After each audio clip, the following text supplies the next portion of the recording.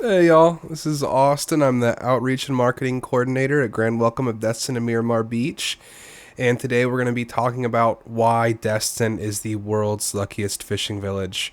So, a lot of people, even locals that have been raised here, don't know why Destin is called that. They just know that a lot of people come here to go fishing and they don't know why. So today we're going to be explaining this, getting into it, and hopefully whether you're a local or you're a tourist planning to visit here and you're not familiar with why Destin's the world's luckiest fishing village, by the end of this video, you'll have a comprehensive understanding of why. So let's just start off with the history of it, right? Destin is named after Captain Leonard Destin. He's a dude that was fishing and traveling around, and a storm blew him into Destin. And after the storm passed, he checked out the area. He was like, wow, this place is beautiful. Barely anybody lives here. Some of the best fishing in the world. So he was checking out the East Pass, how it looked back then. And he just fell in love with the town. And back then it was really just a military outpost and a few straggling people that lived here. And then he's really the guy that put the area on the map for fishing, and that's why it's named after him, Captain Leonard Destin. I went to school with his grandkids. His family still carry on the legacy. You know, they're the people running Dewey Destin's.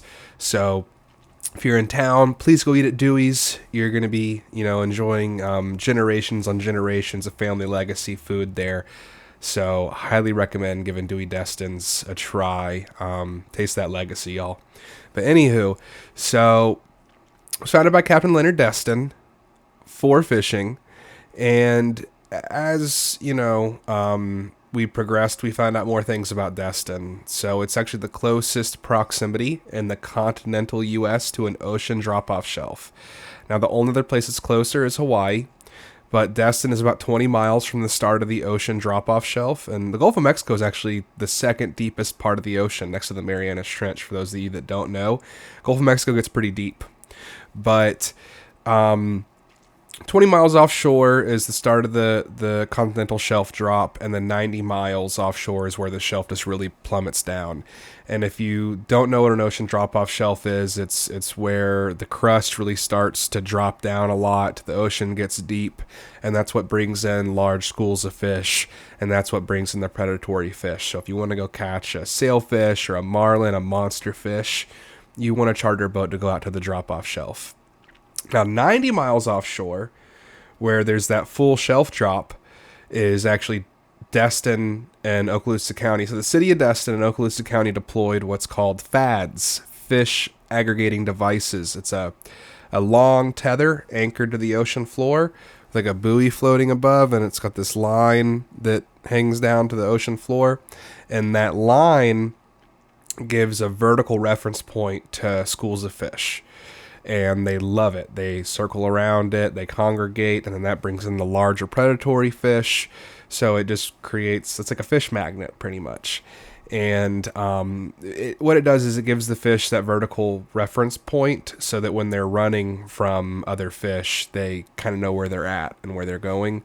Biologists say that it kind of represents like a seaweed strand to them. So who really knows? But anyways, yeah, we got super close proximity to ocean drop-off shelf, nowhere closer than other than Hawaii. And we have fish aggregating devices. We were founded on fishing. Great inshore fishing, great offshore fishing. Some of the largest spectrum of species of fish you can find in the world is out of Destin. So it really is the world's luckiest fishing village for many, many reasons. And it's just legacy, history, culture of fishing was founded here.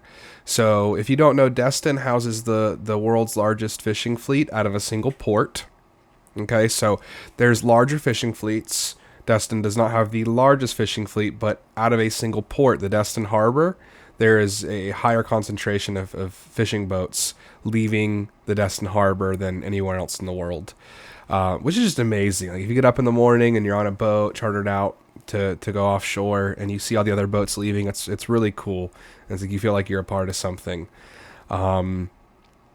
So there's again, it's just all the culture and history. If you've never been to the Destin History and Fishing Museum, I highly recommend you give that a look.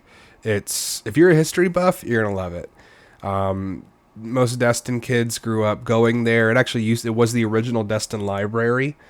So when I went there as a little kid, it was just a library, but now it's the History and Fishing Museum, and I highly recommend giving it a look. Your kids will love it. Your family's going to love it. And if you're a history buff, you're going to love it. Now, Destin has 75 years of fishing legacy for the fishing rodeo. It's one of the most popular fishing tournaments in the world. We have anglers traveling from all over the country and all over the world to come here. And it really started out small. It was like if you went to the Destin Fishing Rodeo, you might win a household appliance like a washer or something, like a toaster. But now you can win tens of thousands of dollars if you reel in a prize fish. So, I mean, it's just crazy what Destin was founded on, how long this legacy of fishing has gone on for. And yeah, nowadays most people are coming here for the beaches and Crab Island.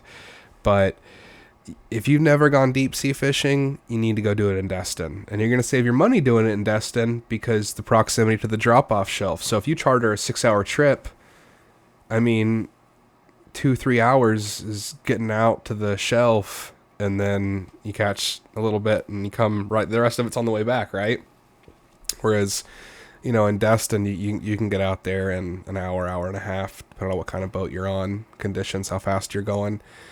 But yeah, you're gonna get the most bang for your buck fishing out of Destin. Now you can go fishing out of Panama City or Pensacola, but you're just not gonna get to the drop-off shelf as fast, and a lot of those areas don't have the same diversity of fish species that Destin houses. So I really just can't emphasize enough how extensive the history and culture of fishing goes back in Destin. I mean, even so much that the Destin High School, which is a charter school, it teaches kids how to be a boat captain, how to be a deckhand, how to start your own fishing company, which that's just awesome, right? Like that our little city still embodies the culture of what it was founded on and hasn't forgotten. So if you don't know why Destin's the world's luckiest fishing village, I hope after watching this video, now you know why. And I hope you can appreciate that. And if you've never been deep sea fishing, I really hope you charter a boat out of the Destin Harbor this year, because it really will change your life. I mean, going offshore, seeing the flying fish riding along, like they jump out of the water and they glide alongside the boat that you're on for it feels like forever, because it's like, when are these fish gonna land? And like reeling in like a big yellowfin tuna or a cobia or something. It's surreal. It really is. It'll change your life. Well, y'all, I hope you got something out of this video. I hope now you understand why Destin's the world's luckiest fishing village. And until next time, have a good one.